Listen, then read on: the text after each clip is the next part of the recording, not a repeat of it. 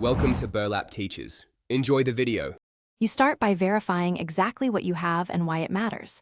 Check whether your keyboard is USB-A, USB-C, Bluetooth, or MIDI DIN so you choose the correct cable or adapter.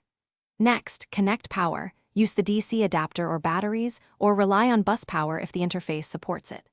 Once the keyboard has power, plug the cable into its port and into the interface or adapter. Make sure connectors seat firmly. Loose plugs cause intermittent detection. Now configure the interface so signals travel cleanly.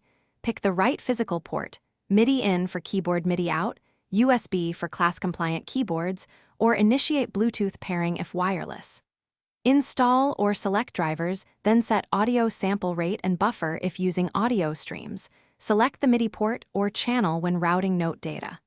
Once done, enable input monitoring or the MIDI input track in your DAW or hardware. Finish by confirming full operation. Play and check sound or MIDI activity indicators in your system and DAW, and make sure channel and routing are correct.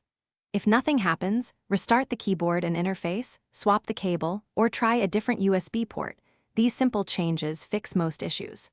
Also check MIDI channel, local control settings on the keyboard, and install firmware or driver updates if available.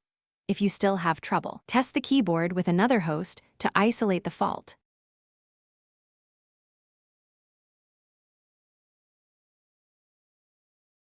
Thanks for watching. Consider subscribing if this video helped you.